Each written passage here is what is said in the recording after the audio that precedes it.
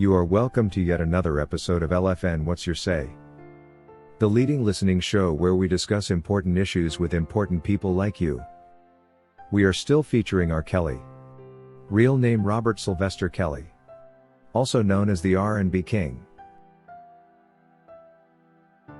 In an important report published by the Daily Mail Online on 7th of September 2021, the author made mention of an FBI probe that established humongous judicial malpractice, which featured the actions of one retired officer A of the Bureau of Prison that could not help but put her influence and IT skills to bad use when she illegally accessed R. Kelly's prison phone calls and emails, sending out copies of this to her own email and sharing this restricted information with the public in yet another illegal act. As if sharing this information was already so bad, she did not simply share this smuggled data with just anybody but popular blogger Tasha K, who wasted no time to share it with her audience of averagely 1 million subscribers at that time. As if the sound of this isn't already so bad, it is important to remember that this same vlogger Tasha K, who is popular for sipping on a giant glass of wine while spreading rumors to her huge audience, and who seemingly never stays out of trouble, was also closely dealing with the Clary and Savage families, both accusers of R. Kelly yet the ones who were encouraging their daughters to be with him and to sexually indulge. These and most especially the Claras had been looking for an opportunity to blackmail the R&B King, and having access to these R. Kelly's communications allowed them to win over their daughter to their malicious camp in an act of witness tampering. It wasn't long before Azriel, who from these emails learned she was not Kelly's number one choice of a woman, decided to join the government camp and change all her statements to those of incriminating nature against the R&B King. Considering she turned out to be the main government witness during the New York trial, the illegal access to Kelly's restricted inmate data had paid off, and his defense had been ruined greatly, giving the government an upper hand without Azriel's defense witness statement.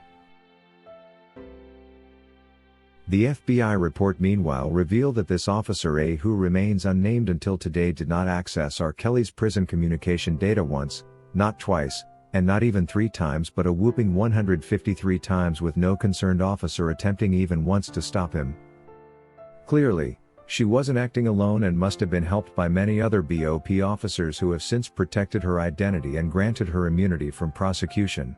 It is in fact difficult to understand why until today this woman walks free as a retired BOP officer, facing no consequence whatsoever for the grave act of illegal misconduct that saw an innocent man maliciously locked up to serve 31 years in prison. It's also highly questionable why until today, the renowned trouble seeker Tasha K, commonly known as Tasha K, is not yet in prison for the infringement act that led to the violation of R. Kelly's amendment rights. Surprisingly, in one of her shows, she is heard confessing how she knows that this information she was sharing was supposed to be private and confidential, indicating that she was well aware of the illegality she was getting involved in, and therefore cannot even claim ignorance of the law. If she was to be prosecuted and imprisoned for this, therefore, she would qualify for the longest period behind bars. As Tasha K scrolled through her phone, she read email exchanges between R. Kelly and his girlfriend Joycelyn Savage detailing verbatim and said, "These are actual conversations between them. I am not gonna put it up here because this is considered like somebody's private information or whatever, but you know my word, trust me." The FBI report also mentions that the Chicago MCC warden who first reported the matter in November 2019 but was ignored did say, Tasha K had revealed sensitive law enforcement information that would only be known to employees of the BOP who were responsible for monitoring his behavior at the facility. According to this report, however, the whistleblower who was ignored was only sorry that they got caught and was not demanding that an investigation be done. This could indicate that this illegal act was the work of many more BOP officers, and could explain why the matter has until today remained very private and not talked about. The BOP knows that they have been exposed, and this could easily become their worst nightmare if this matter was resurrected. Another strange revelation still in the forbidden FBI report is that the Bureau of Prisons officer A, who shamelessly accessed R. Kelly's phone calls and emails, leaking them to the world, did not stop at only this data set, but was also out to gather information on who visited R. Kelly in prison and who was giving him money through his commissary.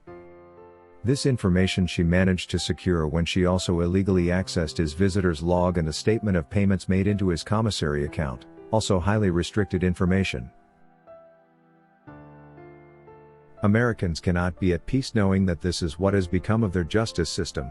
which will look on and watch as the Bureau of Prisons is turned into an open marketplace for anyone willing to shop for some restricted inmate information in a manner such as this, and knowing that while it's R. Kelly being victimized today, it could be their son, daughter or other close relations next on the guillotine. If the US government still wants the masses to believe and have confidence in it, therefore, they are going to have to make amends with regard to this matter in the Bureau of Prisons, and this will call for a recall of the FBI report, and a demand for an explanation as to why this matter was ignored even after the MCC warden had brought his superiors to notice. It is also still hard to understand why, even after knowing about all this, the Department of Justice did carry on with the trials like nothing happened. Why this FBI report, which should have affected the entire case, was ignored is yet another indicator of government shortcomings and the inability of the DOJ to serve justice to the people. It may also indicate the possibility of a conspiracy between the government prosecutors, the DOJ and the BOP against the R&B king. According to Thomas, it's only fair that if the government committed crimes and broke the law while trying to lock up R. Kelly, he be released and all charges against him dropped. Like he once said in a phone interview, the law cannot break the law and it's all good. Someone must be answerable. Ignoring this matter, however, shows exactly what kind of conspiracy does exist between the DOJ, BOP and District Attorney's Office. We have been speaking of this for a while, and the coordination between the three departments does explain it all. The conspiracy against R. Kelly has, however, gone on for way too long, and the government needs to be stopped. According to Georgia Wu, people ought to be careful what they do to others, for it may eventually be done to them too, or to someone they love. Remember, what goes around comes around, and the Bible does say you reap exactly what you sow. We have seen legislators enact bad laws that have been used against them unfairly. As these arms of government conspire against the R&B king, therefore, they ought to remember that the very same thing will be done to them in the right timing. If you wish to take part in a live interview discussing any of these topics, let us know by sending an email to sasha@lfnmedia@gmail.com for scheduling.